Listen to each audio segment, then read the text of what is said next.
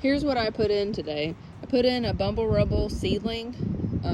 Her mom is right there, so I thought it would be cool to just grow them together. I'm probably going to burn a hole there and put Pipsqueak. I put 2 Mammoth Celosia here. I got one more to put in. I had these here last year and I loved it. I put this Black Foliage Dahlia Mystic Illusion right here. Though this one and this one are both giant hybrids, it's replacing one that did not come back. And then I put in Roma. Those are all Romas. I'm about to put in those 4 Romas because they don't need a trellis. They're a bush tomato. I put in 2 Mahogany Splendor Hibiscus.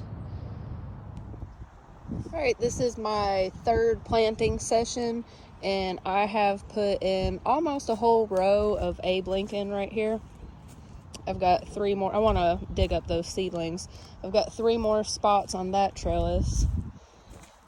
And then today there was 1, 2, 3, 4, 5 more Abe Lincolns. This one was a Dr. Witchy's and 3 Kellogg's Breakfast. Those last 4 are all orange tomatoes. And then I still have this trellis to plant. My battery died on the auger. I also wanted to let you guys know that the reason why these sticks are here are so the dogs don't trip or trample over my little seedlings, and also so I don't trample over them. It's not the prettiest thing, but it's effective. This is where the pepper patch goes, and they will go in last because they really like the heat. And then I still have these 3 trellises to plant, and I put Mammoth sunflowers around them. Those are still seedlings back there in the plant room.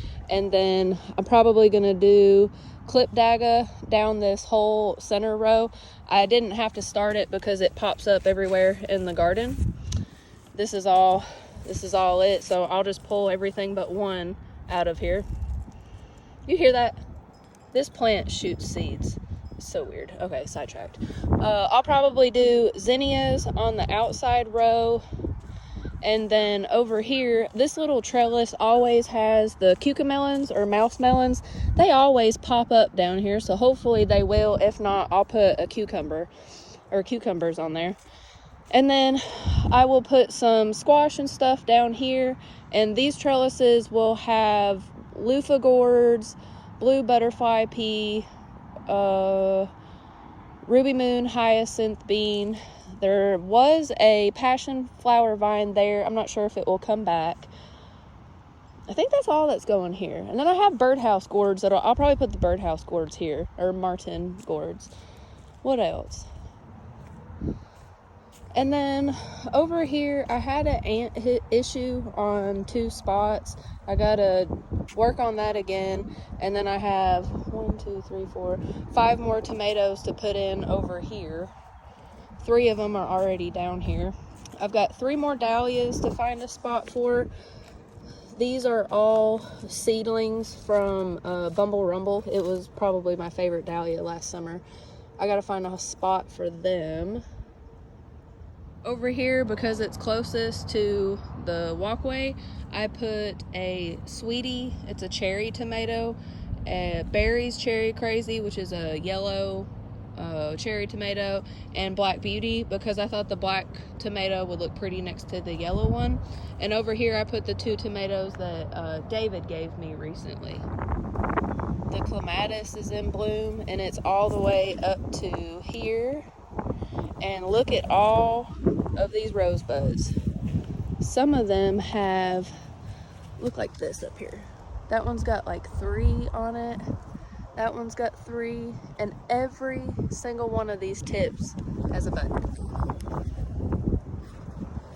And kind of didn't mean to hide it, but kind of hid back here in the corner. These are 2 of my favorite pollinator plants. This is mountain mint, and that is a purple fennel. And this mountain mint will have the most pollinators on it ever. Like, it buzzes. It has so many. But I am about to get hedge trimmers and chop this in half. If I don't, it gets way too tall, and when it blooms, it flops and it goes everywhere, and we don't have the heart to cut it because the bugs like it so much. But this is one of my absolute favorite plants. And yes, I said it's mint, mountain mint, but it does this clumping habit. It doesn't spread. This is actually, I think this is a native pollinator plant. I think. Braden put up these two large T-posts for me. I went ahead and spray painted them black because I'm gonna do probably 4 or 5 lines of string on there to hold up these 4 dahlias because they're gonna be really tall. This one hasn't been put out yet. It was a new one, and it's still in the plant room. It actually hasn't shot up any green yet. And then I also had Braden put up these 2 little T-posts, and I have 2 dahlias here that got divided from these 2 dahlias right here, and I put another one back there. So I actually was able to divide all 4 dahlias here, put 1 of each back in, and then spread them around. And then these have been here since last year. This is a row of Nicotiana. It is, I think they call it also night blooming jasmine. It's supposed to be a pollinator plant for like bats and stuff too. It smells so good. If I remember correctly, it doesn't stay open all day. It's open in the morning and very fragrant. And then I usually put zinnias here, and I actually had a garden friend send me seeds for orange zinnias, so I think I'm going to put her orange zinnias here. I actually am going to have a lot of orange stuff in here because I also put in 2 Mexican sunflowers here and another one right here, and I'm already thinking I may move this because that Mexican sunflower gets so big, it's going to just take up this whole area. I think I'm going to move that. But yeah, there's a lot to go. But a lot's also been done. And my back doesn't hurt. Haha.